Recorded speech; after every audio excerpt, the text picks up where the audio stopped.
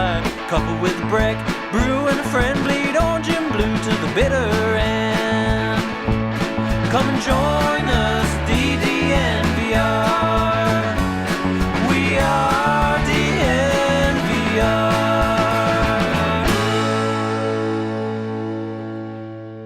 We are DNVR, and we are live from Studio B. The B stands for big news out of Dove Valley today.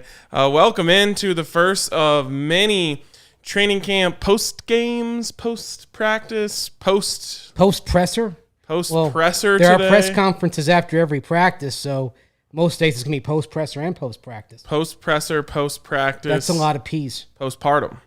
Well, it might be postpartum if the team is sold. I was gonna say post bowling, Post-bowling.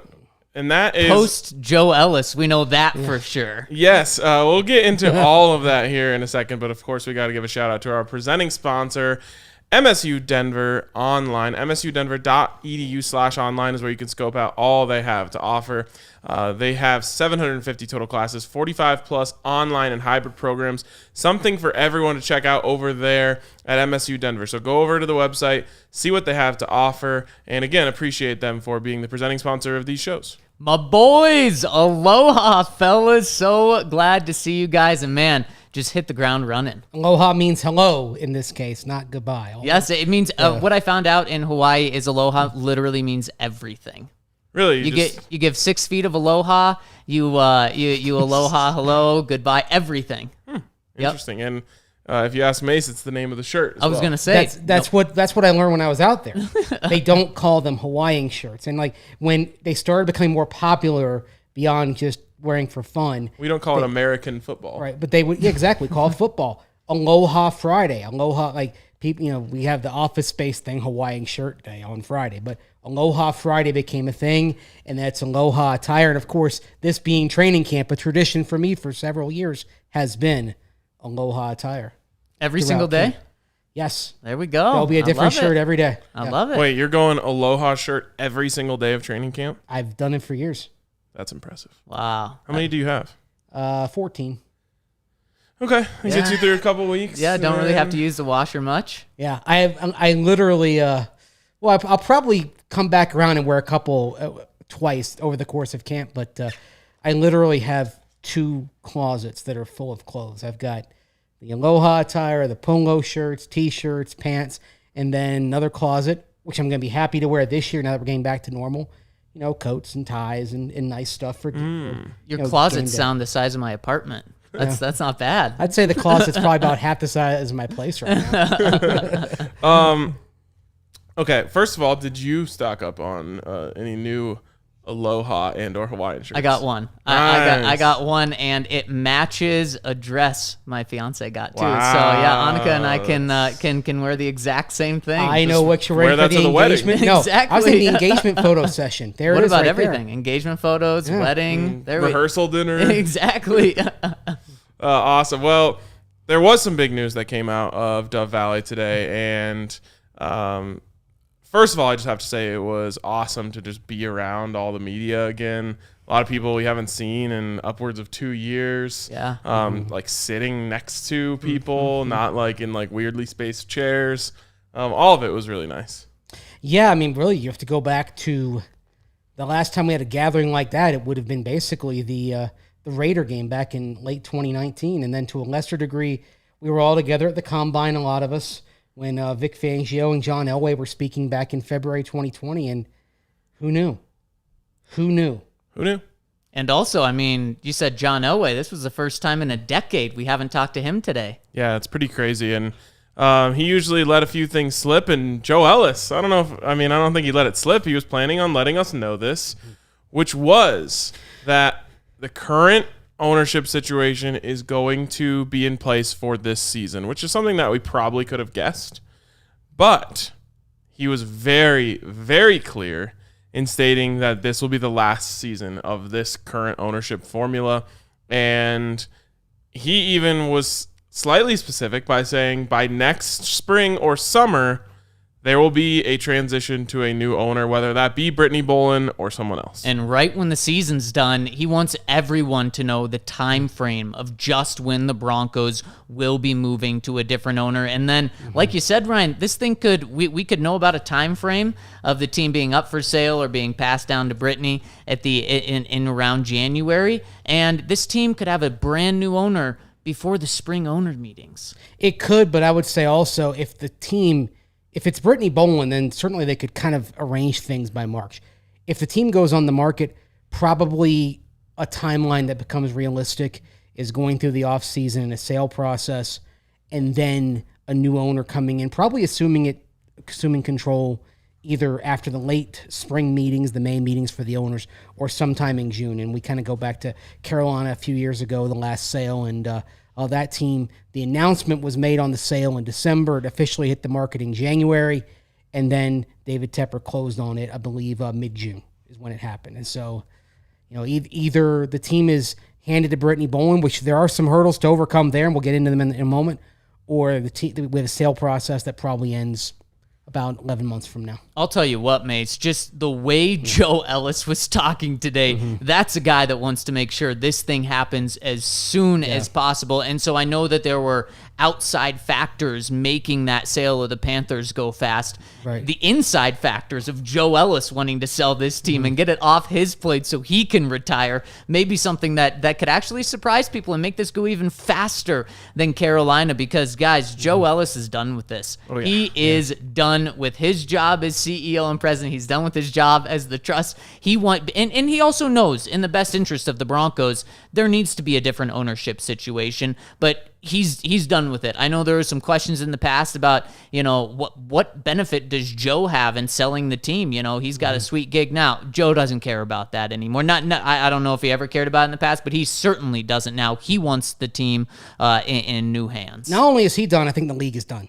And he did indicate that he checked with Roger Goodell, talk about, okay, is it all right if we kind of go through this year and then deal with it? And Goodell gave the thumbs up on that. But next year, of course, is when the fines start kicking in for not having a managing partner that everyone else is behind. And, of course, that was made with two teams in particular involved, the Titans and the Broncos. Titans, they took care of it. They got behind Amy Adams Strunk, their daughter of the late Bud Adams. Now the Broncos are on the clock, but it looks like the Broncos, one way or another, are going to get done. But it was interesting to when he kind of pointed out the stuff with Brittany Bolin, it's possible, but he did reiterate the family still needs to get behind her, needs to be completely behind her. And then also another interesting thing talking about... Okay, yes, this is what I wanted to talk about. This is really fascinating in regards to if Brittany Bolin is managing things, the trust would still technically be on the hook as owners, and so the league would have to approve the trust effectively being the quote-unquote ownership, but Brittany managing the day-to-day. And this is now where you start getting into another set of hurdles, another question that maybe makes the notion of the Bolin family continuing to control the team possibly a little too unwieldy here. Yeah, there just seems like so many things in there, including the trust. So not only does the entire family need to get on the same page, and one thing that Joe Ellis said today was the dismissal of the lawsuit does not mean that the Bolin family is all on the same page. Right. That kind of would have been easy for him to say if that was the case, that they were all on the same page. They're not all on the same page. So that's not what that dismissal means. So even though it's dismissed, we're still in just as tough of a place for Brittany to get the team as we were before the lawsuit was dismissed. Plus, now we learned of another huge hurdle that the NFL is going to have to waive the Broncos from a pretty significant hurdle that the league has put out there, because they don't want teams being owned this way.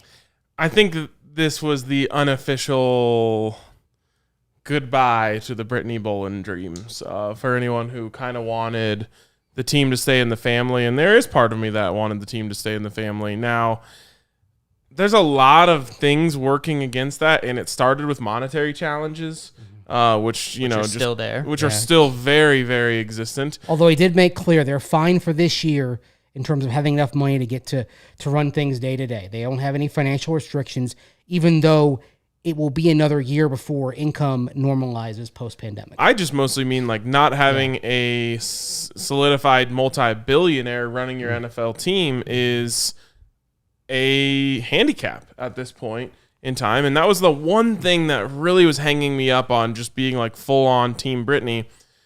And then you hear kind of the stuff today, which is like, okay, well, then you need a waiver from the NFL and the team's going to stay in the trust. And honestly, trust is a bad word in Denver at this point when it comes to the Broncos. There's no trust in the trust. There really isn't.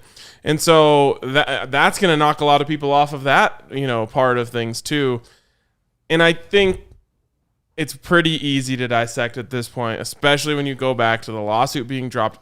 All signs are pointing to the fact that this team will be sold. Yeah, and I think you probably put it very poignantly, but maybe very accurately when you said kind of that maybe this is the day, at least publicly speaking, that sort of the dream of keeping in the team and the family may have died. Certainly, it's taken a hit. And it just kind of as I emerged from that, just Joe pointing out all of the things that you have to go through, all of the hoops, and think of all the hoops that have been jumped through over the last 7 years just to kind of have this type of ownership here. Basically, effectively an interim ownership, and the other thing the things that have come out about whoever runs the team, that Pat Bowlen believed that should be 40 years old, preferably, in terms of having the maturity to efficiently run the operation. It's kind of tough to see now, and having worked for the Bowlen an organization run by Pat Bowlen, it's thinking about that. It's kind of sad. Yep. Emotionally, it's kind of sad for me to see this. It is, and Maciate, you have the koozie of the Packers. Aaron Rodgers is apparently I didn't think about that today. I'm sorry.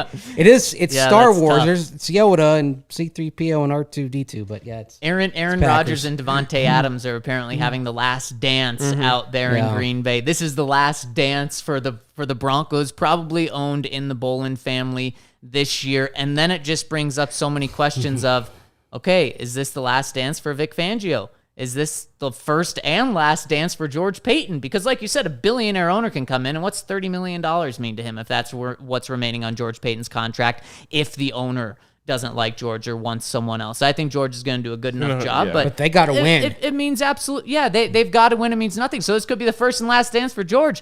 This could be the first and last dance for the rest of the coaching staff. And guys, another guy we talked to today, Von Miller, this could be his last dance, and we'll get into that later in the pod. But I mean, just this one thing of ownership really just has so many ripple effects. Yeah, it does. And I think someone used the term last rodeo with Joe Ellis. Me.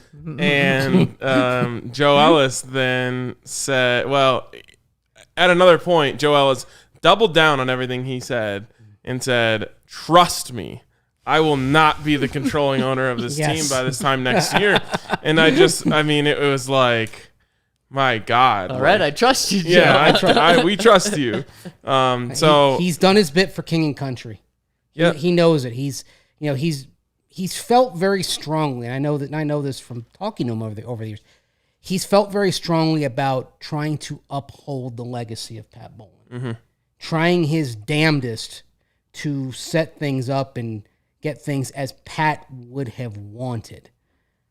But I mean, he's put in 7 years just administering the trust.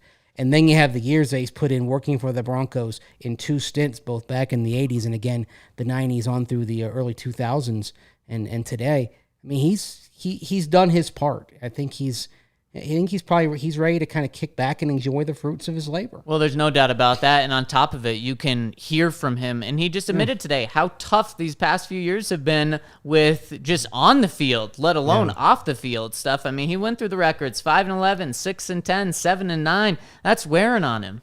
Yeah, and it's wearing on me, and it's wearing on everyone in this city. Yep. And I kind of took responsibility for it today.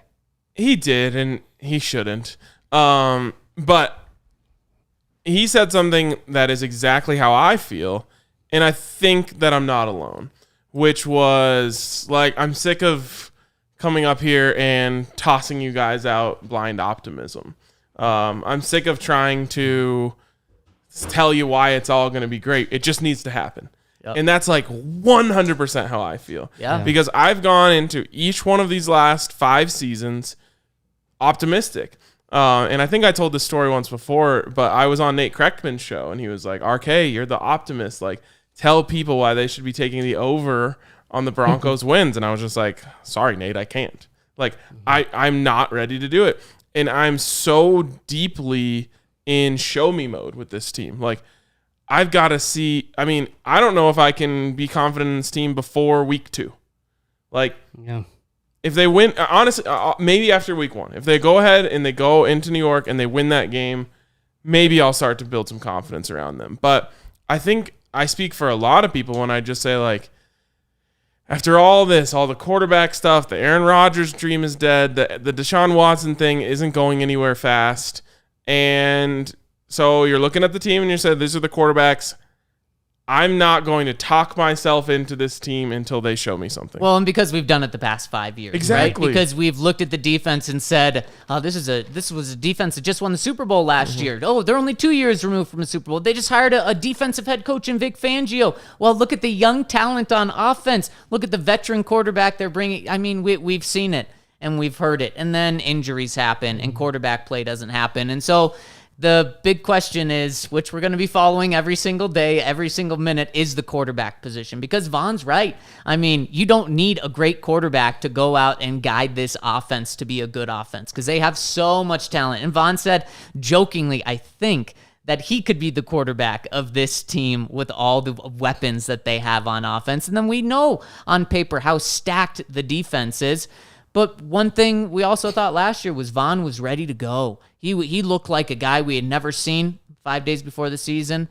Boom, he goes down. There's still a lot of time before the start of the season for bad things to happen, and I'll touch wood for that, but also good things for Drew Lock to come out and look like an absolute baller. But that's what we need to see is from that quarterback position, some true hope from that quarterback position. Yeah, and it's funny, like Von kind of saying, hey, I could give me those weapons. I could do it. And he was being facetious, but at the same time, he thinks he can do that. yes, he does. He has a lot of self-confidence, no doubt.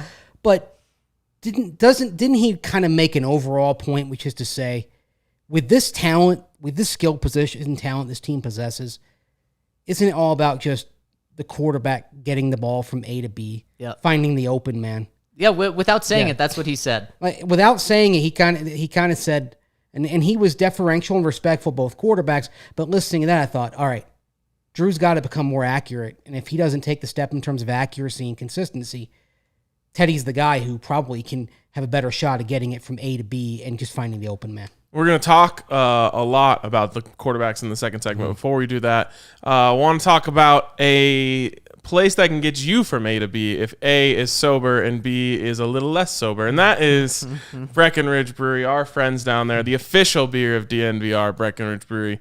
I've got both seltzers in the fridge right now. I've got a 15-pack of the regulars. I've got a 15-pack of the lemonades. And, you know, sometimes it just depends on which mood, which way you want to go. Sometimes you got to go Strawberry Sky.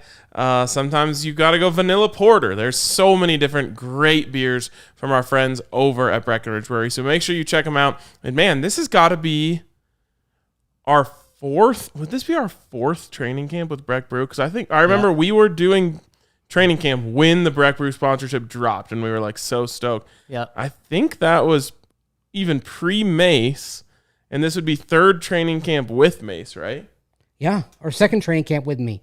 Oh, right, you came on at the end. Right. You came at the end. Okay, yeah, so this is the 4th. It's my 2-year anniversary on September 1st. Wow. How about that? There we go. So, yeah, Breckenridge Brewery's been with us a long time, and they just also happen to make the best beers in the world, so check them out. And, Ryan, you said this is our 4th. Well, this Saturday, it's our 2nd grand opening, and this one's going to be a bash, guys. It's going to be huge.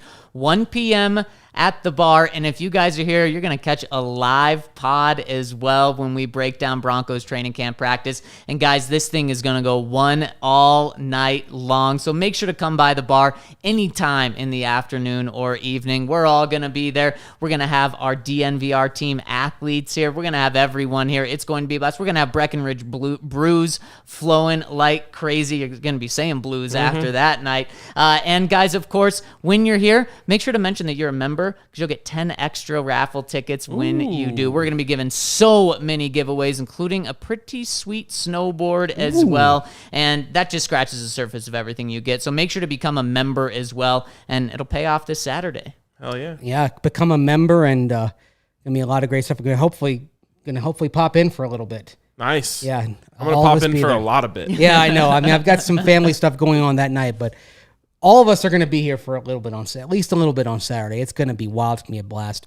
The party that we have literally waited 16 months to have. It's crazy. Yeah. I'll never forget the moment when I realized that our grand opening wasn't going to be our grand opening. Yeah. And so this will hopefully make up for that. Yep. Oh, it will. Want to tell you also about Chevalier Mortgage, Mike and Virginia Chevalier. They're not only diehard Bronco fans and proud CSU alums, sorry RK, but they have supported DNVR for a long time as DNVR members. They're a husband and wife team with over 15 years of financial service experience. Visit them at DNVRmortgage.com and enter to win a free DNVR shirt or hat of your choice when you do. Most importantly, get set up with a free consultation to discuss all your options as DNVRmortgage.com. Whether looking at refinancing your current mortgage or buying a new home, Mike and Virginia will make the process as simple and smooth as possible. If you've come through the loan process before and you'd rather go get a root canal or rather watch a Raiders game, root for the Dodgers, then think about doing it again, that's because you haven't worked with Mike and Virginia. Trust me, they will make the process smooth, quick, and enjoyable. If you want to buy a home but just think it's too far out of your reach, give Virginia a call. She'll take the time to listen to your situation, run some numbers, and let you know what steps you can take to make buying a home a reality. Michael Chevalier, NMLS number 1931006, Virginia Chevalier, NMLS number 1910631. Before we move on, just to kind of underscore the finances and talk about the finances. I mentioned earlier, no issues with the Broncos in terms of paying the bills, even though the revenue is recovering out of COVID. As I was told by somebody very much in the know on this, zero issues. They can go get any player that you can think of. They had not one pay cut or layoff. Yes, deep pockets would help if you need a new stadium, but as far as resources, what you need for this year, the Broncos are in great shape. Whatever they need to do, they can do. Good. Great to hear. Can't say the same about myself. No, I'm just kidding. Deep pockets, I think, would help all of us. Yeah, right. Yes. Want to answer just a quick couple questions here from the homie Swipe a Cam, who, by the way, check out his YouTube channel if you're a Nuggets fan. He kills it over there. He says, did Von's comments feel like an indictment of Drew and Teddy? So I've seen, the reason I want to address this, because I've seen this all over Twitter. And it's like, no, it was not an indictment of Drew. Because a lot of people were saying, like, oh, well, the weapons were the same last year. They weren't, though, because they didn't have Cortland Sutton. Mm-hmm. So I think that's a big difference. I did not take that as a shot at anyone. It was Von patting himself on the back. It's Von being Von. Yes. It's Von being the goof. And today he came out in some pretty sweet Oakley sunglasses. And he wasn't a goof. Did you happen to see his shorts? Oh. I'm putting those in air quotes because they barely qualified as clothes. You know what they were? Little Lululemon shorts. I think I got the same ones. I think Lulu mine needs are to a help little him longer. out with some wider thigh opening. He's probably got that for a reason because he wants you to see how wide they are. I saw them. It looks very unnatural. I mean, I never thought that we would come back to about 1982 on shorts here. Actually, Allie, I think That's what we've done that. John Stockton's very happy. I tweeted out a video of Von walking into the press conference. Let's just bring that up real quick. The whole leg's out. I've never seen more leg in my entire life. Are the legs are only the arms the guns, or can you have guns in the thighs and quads as well? Those are like torpedoes or something. It's like cannons. I called him Quadzilla. Look at these things. I mean, if you've got it, flaunt it. I guess. I just look like But he looks like he's walking uncomfortably in those things. because Vaughn. his legs don't fit through the opening of those shorts. Just trying to get a nice little tan. Get the tan leg. Zach asked if I was intimidated. The ground was shaking around me. I thought it was just gonna all collapse.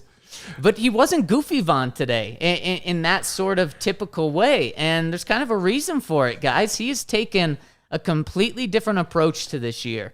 He says he's at peace. How many times did he say he was at peace today? Oh, He a said lot. peace a lot. Yeah, yeah. He's And not giving world peace a his own chance, peace. no doubt. Yes, he is. I mean, and this is a guy who Von couldn't world have been peace. he couldn't have been more different from last year.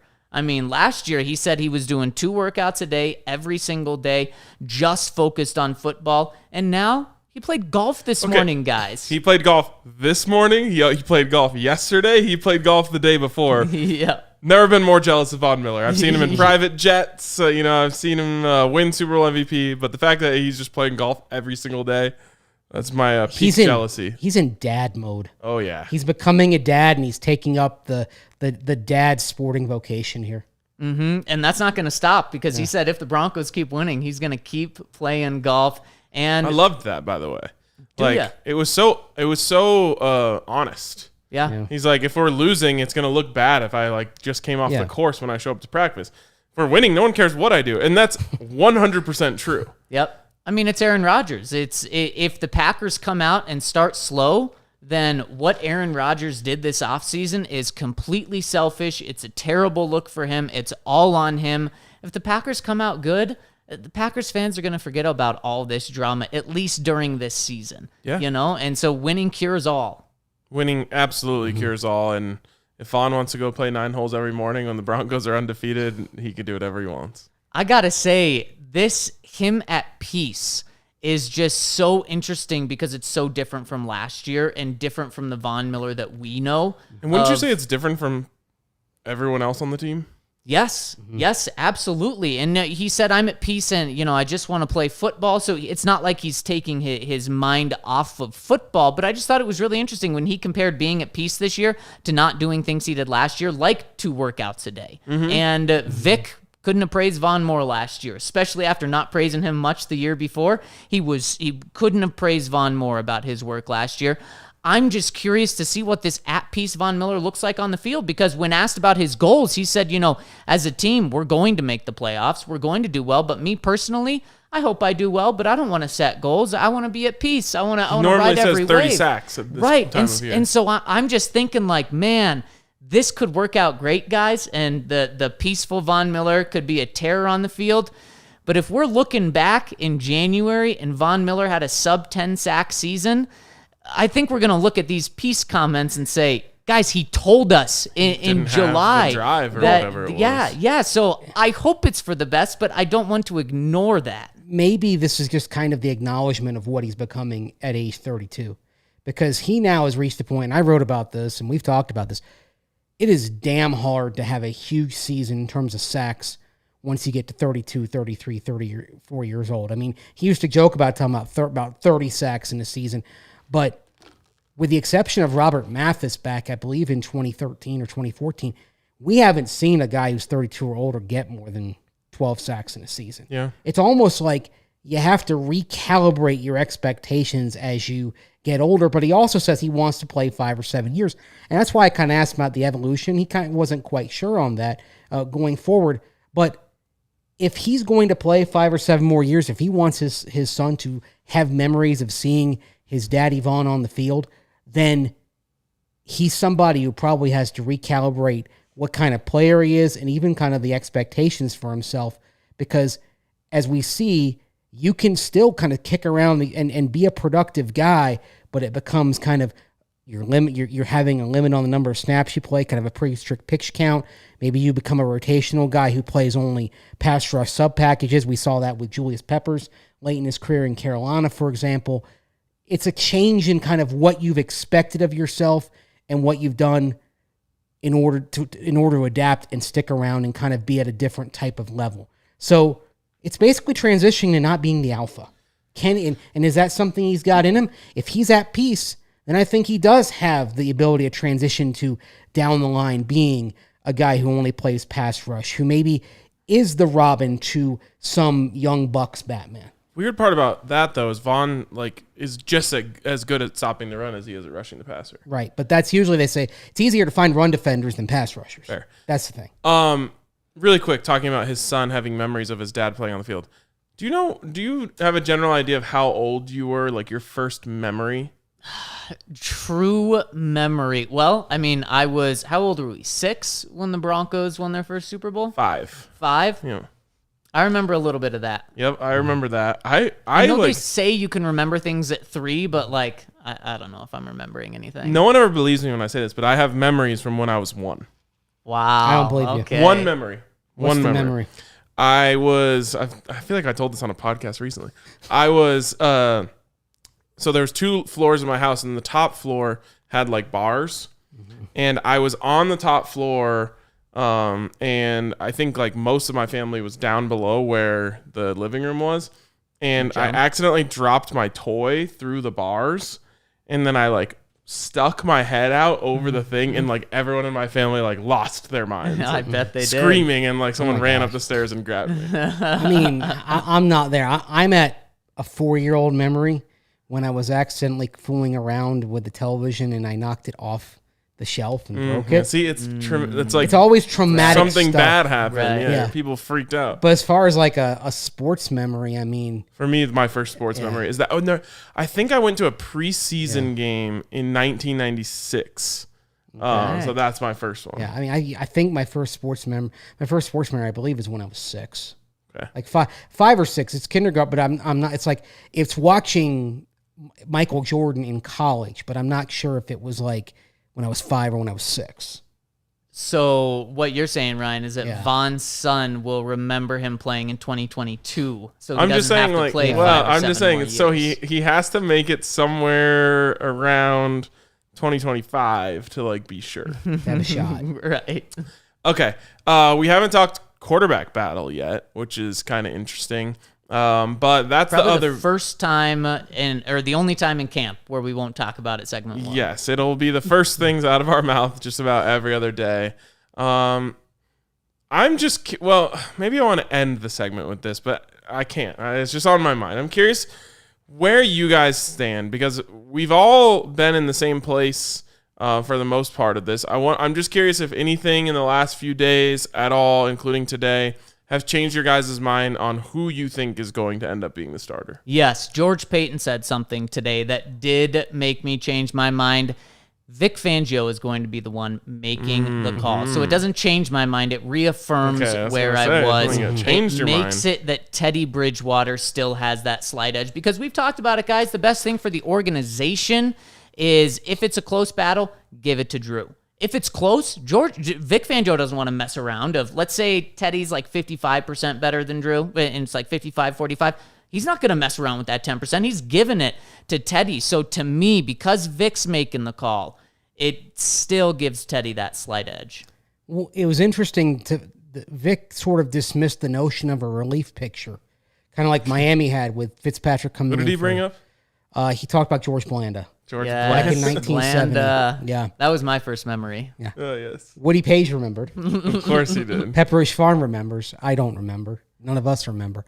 But he did talk about the notion of if one quarterback doesn't do well, the other comes in. And I'm thinking, all right, it's not a relief picture, but if you do start one guy and then you end up having to go to the next guy, what is the better scenario if that's the case?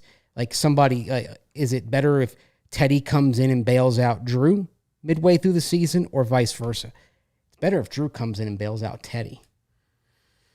So you're saying you're still sticking with Teddy? I think Teddy's a starter, even though I think Drew getting the first snap.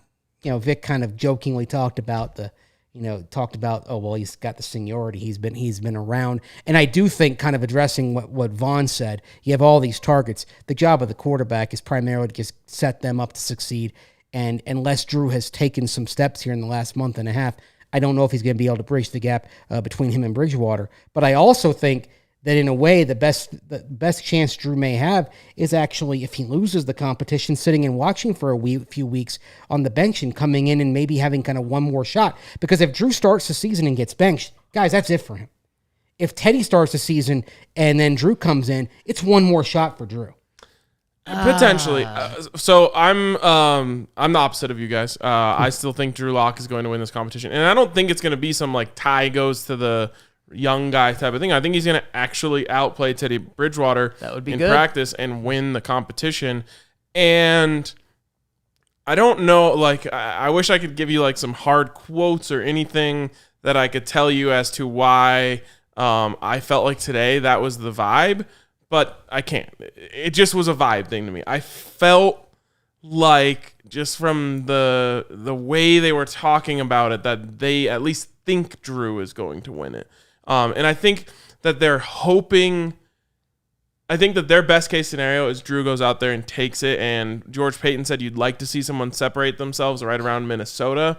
And I think that, like, if you ask them what's your ideal plan, it's okay, Drew comes out, he looks good early on in camp, and then he goes and he really shows his best when we're doing those joint practices in Minnesota. By the way, Mace will be on hand there, being our eyes on the ground. Eyes on the ground? Yeah.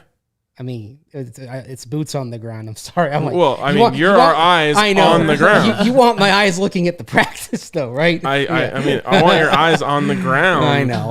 Where the football's being played. Hopefully the footwork. Hopefully the football isn't hitting the ground that often. Unless it's the coming from Kirk Cousins. Yeah, exactly. But anyways, I do feel like it's going to end up being Drew, and the more that I kind of digest the way things went, I think that was the plan all along, was Drew's still going to be the quarterback. Let's bring in a much better option to back him up, where if he goes the wrong way, we'll have a solid option there. And then, of course, there was the whole Aaron Rodgers thing, which I do believe they believed was real. And they were very much going to be in on it, too. And I think George Paton made that clear today as well. I think that was plan A. Exactly. A as an AA, Ron. Yep. And so, but I think plan B was, we think Drew Lock will be our starter. We need a better backup because he has gotten injured every year. And we need someone that's going to push him a little bit. I think that is their ideal scenario. Not necessarily, let's bring in Teddy Bridgewater to be the steady, the steadier of the ship who's going to come in and just not screw up and throw 14 touchdowns on the season. Well, that's why it's probably interesting that Peyton said Vic will make the call, because you can not, like, looking at Drew based on where he is, other quarterbacks, similar form after 2 years, there's about a 31% chance that he becomes a viable long-term quarterback. That's still a better chance than Teddy Bridgewater has, because we've kind of seen Teddy over a few years. We know that at this point he is that mid-tier, lower mid-tier guy who can start, can do all right, but isn't worthy of that big contract, isn't somebody that you're building the team around. Drew, the odds aren't in his favor, but he has a better shot than Teddy.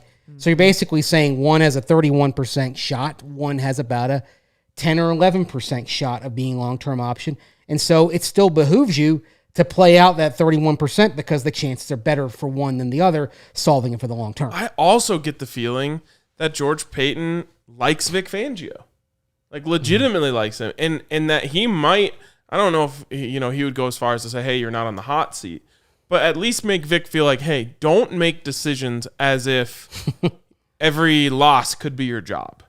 Like, and if I were the general manager, I'd be telling the coach that too, even if I was lying.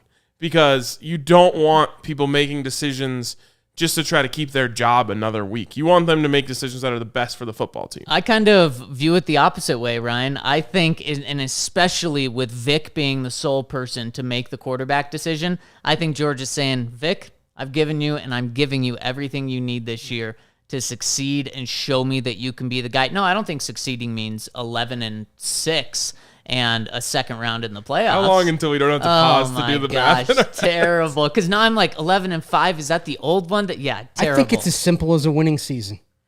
But that's what I'm saying. That's what I'm saying. And I think that's what George is saying. Vic, I'm giving you everything. You can even make the quarterback decision here. And if it doesn't work out, it's on you. He gave him and if the defense doesn't work out, it's on you, and I'll be able to say goodbye after this year. He gave him the corners, right? Remember the draft video the Broncos put out, and he's like, oh, I got you the corners you want. I mean, basically, he got him the corners. He got him the quarterback that if he put him in there wouldn't make mistakes. He got him some skill guys. He when Ja'Wuan James couldn't hold up, he got him a solid. Bobby Massey's a solid, dependable, league average starting right tackle. He's healthy According right to now, Von too. Miller, Garrett Bowles is the best left tackle in football. Yes. Of course, Vaughn wants to kind of take a little credit for that because Garrett's been facing Vaughn over the last few years as well. He kind of takes a lot of pride in what Garrett has done. Yeah. You know, facing him. I think he took Garrett under his wing from the start. I think he looked out for him, especially when things were going wrong. Yep. And Vaughn had a little bit of adversity as a rookie, but nothing like Garrett Bowles had. With George, I do agree with you, RK. You said that George Paton likes Vic Fangio. He does. I think he really does. It also reminds me of something that the late Jim Valvano said, who was talking about Booster and said, "Hey, we love you, we love you, we love you." And he said, "Well, what if I go 7-20 next year?" He said, "Coach, we'll love you and we'll miss you." I love it, guys. One thing Jimmy V has a fountain of those things. The way I want to wrap this up is typically the quarterback would also talk today. If you had like a starter, the quarterback would talk today. So of the people that talk today, who's back next year? We had Joe Ellis talk, George Paton, He's gone. He's Vic here. Fangio, Maybe. Cortland Sutton, Yes. Von Miller. Who's the No. QB? You got to tell me who the QB is. Is it if has Drew Lock stepped forward? Oh, I can't. You're supposed to tell me that Well, right no, now. that's That's the why thing. I'm doing this. I mean, it depends on if they've got the answer at Oh, quarterback. you're saying who is speaking again next year? Who is here next year? Yes. Who is in Denver or who will be on the podium? Who is both. Who's back? Because if Von's still in Denver, he's going to be speaking. 5 people spoke Cortland today. won't Who's be back? speaking. But because he'll be here though. He'll be here. He's back. He just won't be the star receiver So anymore. then what quarterback will be speaking? Aaron Rodgers. Oh, love it. Love it. People are going to call us Q Aaron for this, but putting everything together that we've learned in the last 24 hours about concessions being made, et cetera, and reading and kind of reading in Aaron's comments before reading into the Last Dance Instagram post, I think it's a Last Dance year in Green Bay. But But the thing is, there are other teams that could jump in. However, I think the Broncos, if Aaron Rodgers leaves Green Bay, the Broncos are still the favorite. I think so as well. The only thing that I'm just having a hard time, and first of all, I want to say, like, we're not going to talk about Aaron Rodgers all the time anymore. No. I This think is an end to it. I think everyone's ready to move on. Yeah. I think people, and this is how I feel, he played the Broncos this entire year. Now, I think Broncos fans will get over that if he comes here next year and balls out, but he played the Broncos all year. got That's a whole other that's gotta conversation. feel He got don't what he think he wanted. did. He got the out. How did he not? Because he put out through Adam Schefter, Broncos, Raiders, and who was the other team? 49ers. For the 49ers. So he put that out there. So he played the Broncos. No, I think he legitimately wanted to be traded Well, then why wouldn't he still do that now? because I don't think he thought they were going to do it. Well, he didn't do what I said he had to do. He had to come out. He didn't and want to very do well that. say He it. would have Well, then rather- he didn't want to be traded that much. Then He didn't. He wanted to have his cake and eat it too. The Packers stood their ground and didn't allow it. Either way, like I said, I'm done talking about Aaron Rodgers, but I do think the Broncos have a very good chance of being in that sweepstakes. What I have a hard time with is a lot of teams are going to be starting to angle it, especially with what happened with Tom Brady. Like looking back to the fact that Tom Brady was ever allowed to leave New England is wild to me. And wild to me. You guys wouldn't Yeah. touch him. and Yeah. other teams are going to be looking at that situation and saying, wow, okay, we can get Aaron Rodgers. So they'll be positioning themselves for that. The other thing is the Broncos are built right now for like 1 year. There's so much turnover that's going to take place next year. Now, at the same time, that also allows you to open up some cap space to sign a name like Aaron Rodgers. Either way, Jerry Jeudy will be the wide receiver who will be on the podium next year, even though he's not the best speaker on the podium. Von Miller, I don't think will be there. And Joe Ellis won't be there. Yeah. But George Paton and Vic Fangio will. Okay, so they're That going means to go a good 9-8 season. this year. Better, you think? No, I don't think they need to do that. Okay. I think they need 7 wins for Vic to Wow, I don't think that'll do it. Just because of like what you said, so many people are on 1-year deals. I think this is a prove it year for Vic. And prove it in a way of get back to being relevant. Now, one thing that could work in favor of Vic Fangio, even if they do have a losing season, is if the sale process goes on over the course of the offseason If it's not completed until late in the offseason, it reaches a point where it's too late to do anything. And if the Broncos struggle, if they did make a change from Vic Fangio, what kind of coach could they realistically get in January if there's the notion the team might be sold? One where you give him a 6-year deal, just like George Paton. It literally might be a situation where you almost have to have Vic Fangio back unless the season is a disaster.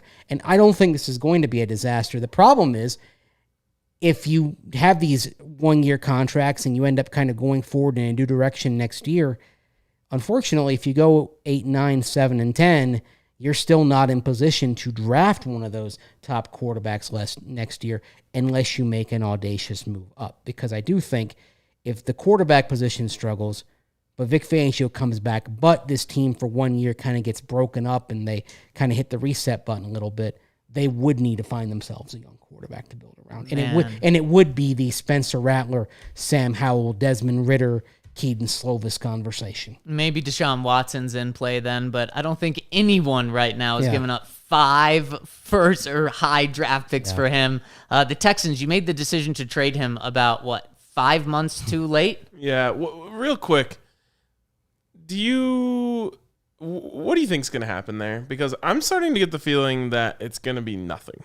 Like, business as usual is just going to go on for Deshaun Watson. In Texas, and he's going to play there? Well, I think he's going to play there this year. And then I think, once the dust is cleared, maybe he gets his trade that he wanted. But the fact that he's not even on the exempt list is kind of mind-boggling to me. And it tells me that someone in the NFL office believes that this is going to blow over. And what's crazy, though, is when they think that, there's 10 criminal cases now being brought to the police, and that's just a whole new avenue. I think I've got to think that those criminal cases being brought up are going to have him on the exempt list before the season starts. Yeah, because otherwise, though, I don't know. I mean, are they really going to start Tyrod Taylor when Deshaun Watson's healthy and able to play? No. But the question is, with all that out there, is he even on the practice field tomorrow? I think he will be. Is he out there? Do they try to hide him? That's in question. The other thing that's in play is, what if there is a team that just says, okay, we're willing to live with a PR hit, especially if he does. It wouldn't be the Broncos. If he doesn't go on the exempt list. Yes, exactly. It will not. I can basically feel bold in saying this. It will not be the Denver Broncos. Yeah. The Broncos would not be in the conversation unless all these things are cleared. Yep. But what about Miami? I think there are teams that would be willing to just. I could see Miami doing it. I don't think. But only if they get a discount. Yeah, I don't think Philly would do it or would move until after we're further down the line of adjudication on this. Raiders wouldn't have any problem doing it. That would be something, wouldn't it? Oh. How would Mike Mayock feel about losing all those draft picks? But he gets a Clemson guy. Yeah, that's true. He loves his Clemson guys. All right, when they're not the best. That is going to wrap up the live side of things here. Let me just tell you guys, we are going to be doing this after every single training camp practice. So stay tuned. We're going to have the best, most accurate, fastest updates here for you guys live on YouTube every single day after training camp. We are also going to have a quarterback scoreboard once again. I'm super excited for this. One, because it is, sexy and juicy and everyone loves to read it. 2, because last time Zach and I nailed it. Mm-hmm. The second that our scoreboard started pulling away in Trevor Siemian's favor is when they announced Trevor Siemian as the starter. So I'm really excited to see if we can once again almost perfectly time up as when someone separates themselves and when the team then announces the starter. So keep an eye out for that. Starting as soon as tomorrow, we will be covering all of this every single day. More and more stuff coming on the website. We'll have video breakdowns after practice. And again, we'll have this live here every single day after every single practice on YouTube. So stay tuned for that. And of course, you can catch the rest of the podcast anywhere you listen to podcasts. Just search Broncos. You'll find us. We're the first one. It's the DNVR Broncos podcast. But for today, that wraps it up on the live side of things. We'll talk to you guys later.